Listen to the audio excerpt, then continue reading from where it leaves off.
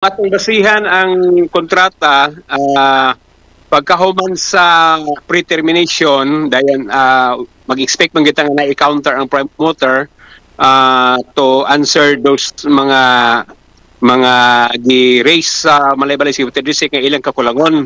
So karon mas probably muhatag man na sila og counter proposal how to resolve katong mga kakulangon nila. So, mas probably mo sangon na siya into kining negotiation. So, dito sa negotiation, wala ta kabalok on sa ilang i-present.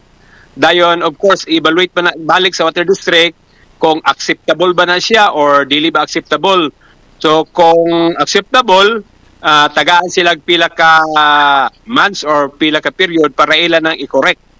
Dayon, kung wala, kung dili acceptable, ang posible scenario is magpagawas ang Malaybalay City Water District o termination of the contract.